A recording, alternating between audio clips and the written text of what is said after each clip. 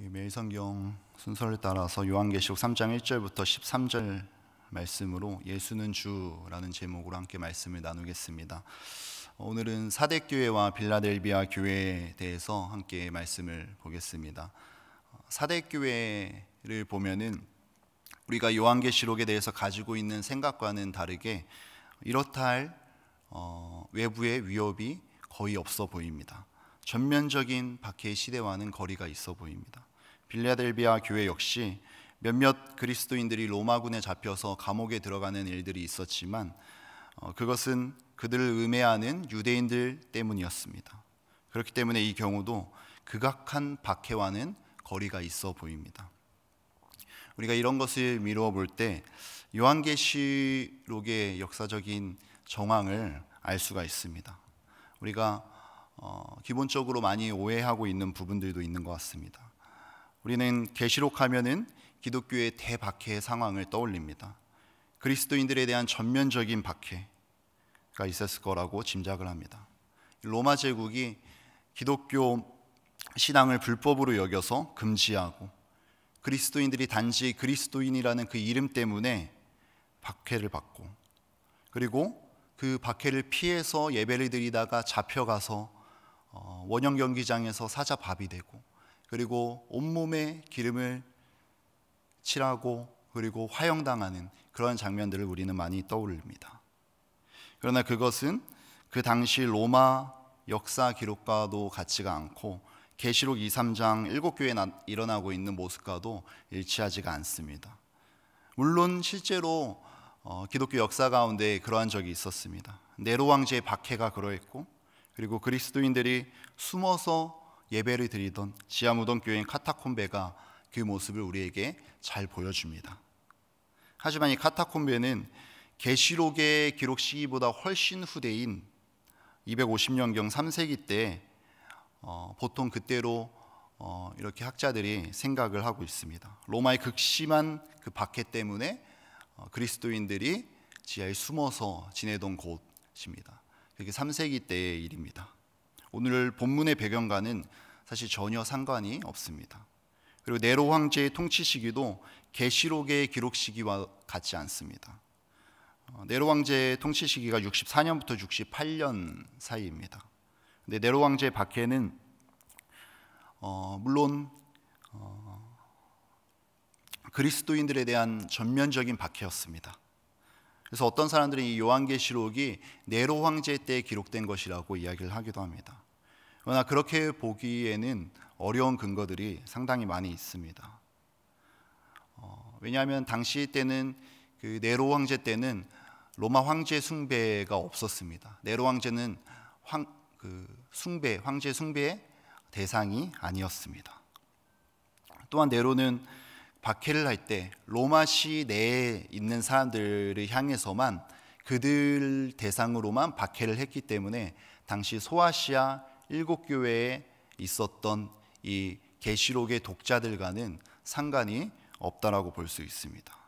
그리고 이 계시록은 로마를 가리켜서 바벨론이라고 부르고 있는데, 사실 로마가 바벨론으로 불리기 시작한 것은 주 70년에 티투스가 로마군이 예루살렘을 점령한 이후부터 그렇게 불리기 시작했습니다. 근데 네로 황제는 그 전인 68년에 이미 죽었기 때문에 이 계시록이 네로 황제 때 기록되었다는 것은 그렇게 맞아 보이지는 않습니다.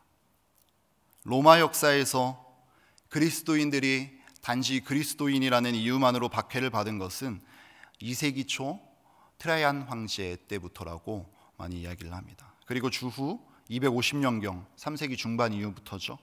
그때부터 박해가 정말 심해졌습니다. 그래서 아까 말씀드렸던 카타콤베도 그때 나온 것입니다. 그런데 이 신약 성경이 기록되던 이 1세기, 요한계시록이 기록되던 이 1세기 때는 이렇게 전면적인 박해가, 극악한 박해가 있던 시기는 아니었습니다. 로마 제국은 피지배 민족들의 종교를 인정해 줬었습니다. 그렇게 허용된 종교들, 그리고 합법적인 종교들을 가리켜서 렐리기오 리키타라고 부릅니다. 유대교도 역시 이 렐리기오 리키타 중에 하나였습니다. 그래서 회당에 모여서 예배를 드리는 것이 허용이 되었습니다. 그리스도인들도 이 유대인들의 테두리 안에서 여전히 있었기 때문에, 당시에는 기독교가 없었죠. 여전히 그 회당에서 예배를 드리고 그들의 테두리 안에서 여전히 살아갔기 때문에 그 보호를 받을 수 있었습니다. 그리스도인들도 유대교의 테두리 내에서 로마로부터의 보호를 받을 수 있었던 것입니다. 그렇기 때문에 이 요한계시록이 네로 황제의 시기라고 보기보다는 도미티아누스 황제가 다스리던 90년대 중반이라고 보는 것이 더 맞습니다. 이것을 이제 2세기 초대 교부들 그리고 이레니우스 등 여러 교부들이 증언하는 바입니다. 근데 이 도미티아누스 황제 시대 때는 그리스도인들에 대한 대대적인 박해가 일어나지는 않았습니다. 물론 그가 그리스도인들을 향해서 박해를 가했습니다.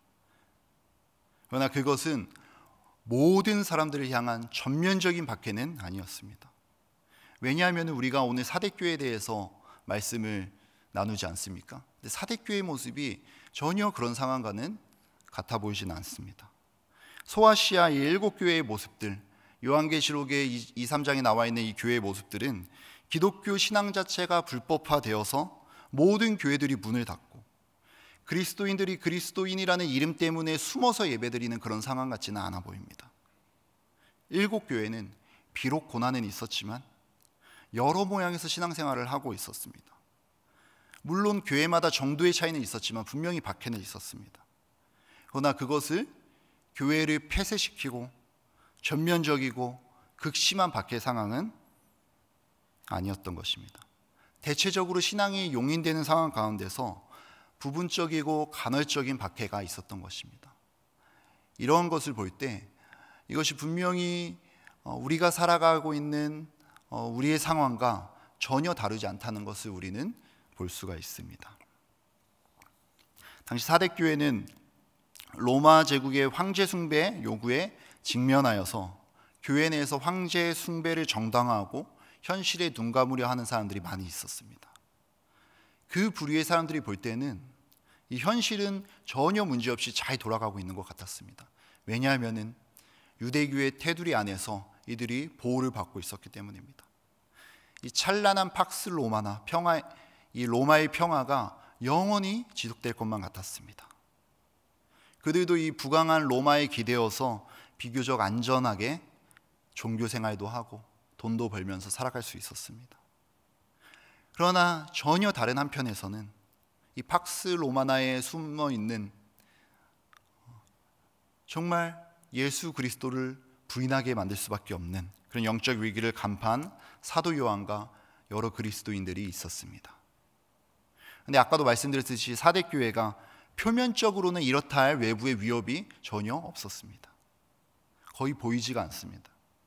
그러나 이 사대교회는 이런 편안한 상황 가운데서 오히려 신앙의 나태함으로 인해 스스로 무너져가고 있는 모습을 우리는 본문을 통해서 볼 수가 있습니다.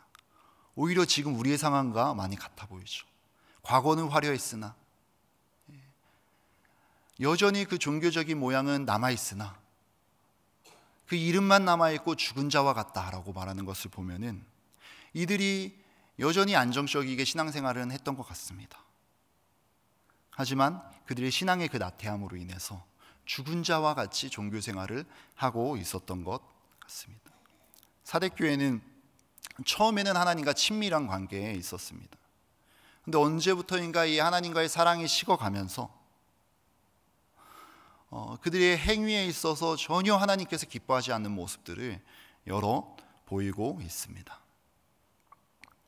그러므로 회개하고 돌이켜서 신앙의 행위를 회복하라는 것이 바로 오늘 말씀의 요지인 것입니다. 이 말씀은 근데 아이러니하게도 7교회 가운데서 가장 부정적인 상황에 있었던 이 사대교회와 라오디게아 교회에게 주신 말씀의 요지이기도 합니다. 이 역설적인 것은 이 두 교회가 7교회 가운데서 가장 편안하게 신앙생활을 했었습니다. 두 교회는 전면적인 박해도 없어 보입니다. 외부에 이렇다 할 위협도 없어 보입니다. 비교적 자유롭게 신앙생활을 했었던 것입니다.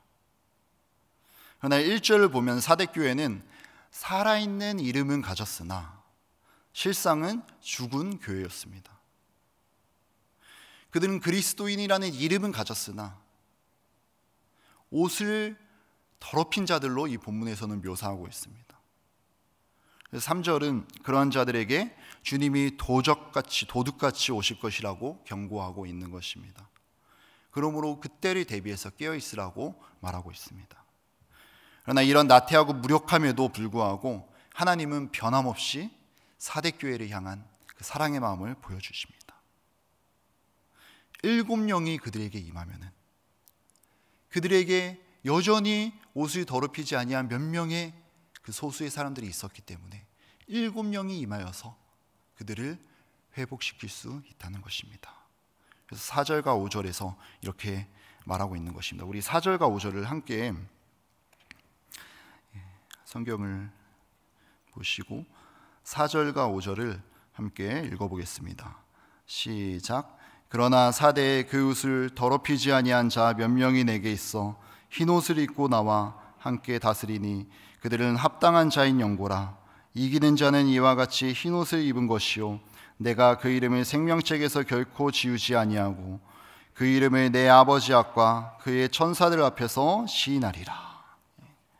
하나님이 아직 사대교회를 버리지 않으셨다는 것입니다. 하나님이 사대교회를 사랑하시기 때문에, 그리고 그 교회도 예전에 하나님을 사랑했던 교회였기 때문에 그 사랑의 관계를 회복하기 원하신다는 것입니다. 이어서 빌라델비아 교회의 모습을 보겠습니다. 3장 9절을 보면은 예수님께서 빌라델비아 교회를 향해서 그 교회 안에 사탄의 회당이라고 부르는 자들이 있다라고 말씀을 하십니다. 유대인들이 모여서 예배를 드리지 않습니까? 그런데 예수님이 어떤 유대인 집단을 가리켜서 사탄의 회당과 같다라고 말씀한다는 것입니다. 사탄의 회당으로 인해서 이 빌라델비아 교회가 많은 어려움을 겪었던 것 같습니다.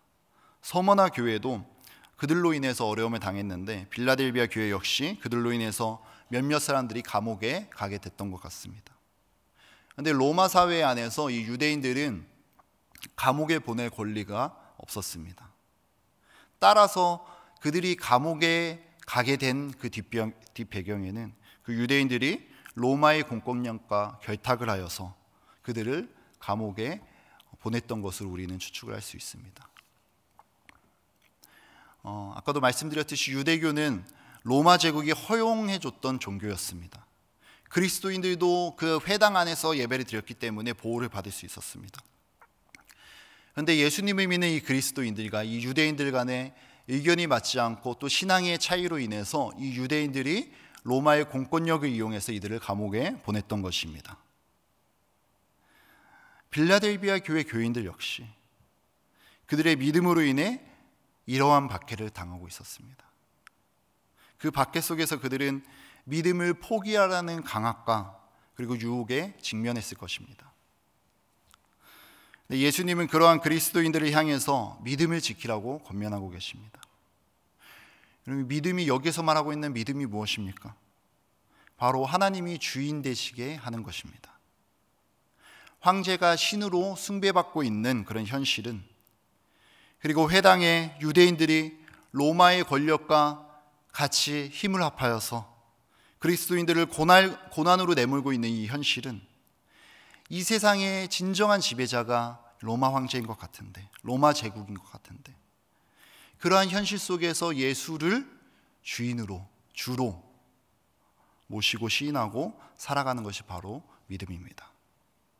우리가 마음속에서 시인할 뿐만이 아니라, 교회에서 시인할 뿐만이 아니라, 우리가 살아가고 있는 이 현실 속에서, 세상의 지배방식 속에서, 자본의 지배방식 속에서, 승리의 이 지배방식 속에서 하나님의 주되심을 시인하고 그리고 그 방식대로 살아가는 것, 이것이 바로 믿음이라는 것입니다.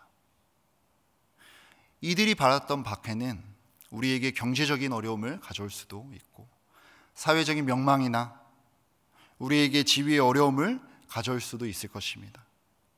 그러한 가능성이 여전히 우리 앞에도 있다는 것을 볼 때 이 소아시아 7교회의 상황은 우리와 그렇게 다르지 않다라고 볼 수 있습니다. 그렇기 때문에 로마 황제가 지배하는 시대에 그리스도께 신실하라는 이 권면은 세상에 올라가서 성공하고 획득하는 세계관이 지배하는 이 거부할 수 없는 이 세상 속에서 그리스도께 신실하라는 겉면으로 우리에게도 유효한 것입니다. 여러분, 우리가 어떻게 그것을 할 수 있습니까? 예수 그리스도의 부활의 승리를 통해서 하나님의 나라가 이미 이 땅에 왔다는 것입니다. 요한계시록이 보여주는 것이 바로 그것 아닙니까? 승리하셨다는 것입니다. 그렇기 때문에 우리는 종말의 삶을 살 수 있다는 것입니다. 그때 우리가 진정으로 살 수 있다는 것입니다. 우리가 파라오의 지배, 가이사의 지배의 노예로 살아서 초라한 삶을 살아가는 것이 아니라 그리스도와 함께 왕노릇하면서 살아가야 한다는 것입니다. 그래서 3장 12절에서 예수님은 이렇게 말씀하시는 것입니다. 3장 12절을 우리 함께 읽어보겠습니다. 3장 12절입니다. 이기는 자는 내 하나님 성전의 기둥이 되게 하리니 그가 결코 다시 나가지 아니하리라. 내가 하나님의 이름과 하나님의 성 곧 하늘에서 내 하나님께로부터 내려오는 새 예루살렘의 이름과 나의 새 이름을 그의 위에 기록하리라. 아멘.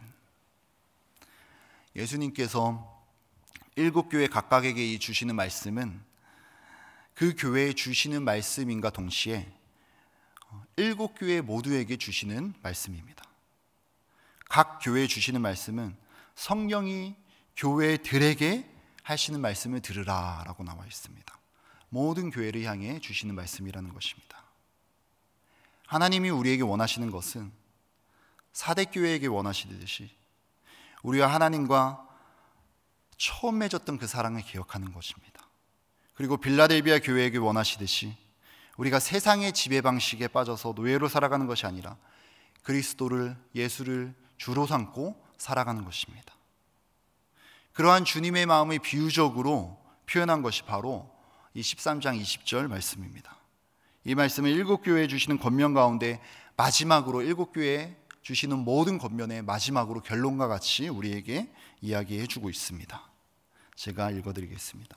볼지어다 내가 문 밖에서 서서 두드리노니 누구든지 내 음성을 듣고 문을 열면 내가 그에게로 들어가 그와 더불어 먹고 그는 나와 더불어 먹으리라. 이 말씀을 들으면 우리는 예수님을 믿지 않는 자들을 예수님께서 초청하는 걸로 생각을 할 수가 있습니다.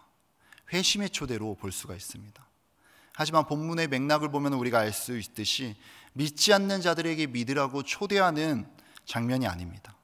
이미 예수를 믿고 있으나 사랑이 식어버린 이 사대교회를 향해서 세상의 지배방식에 여전히 살아가고 있는 이 빌라델비아 교회를 향해서 예수님께서 다시 친밀한 관계를 회복하자라고 주시는 말씀입니다.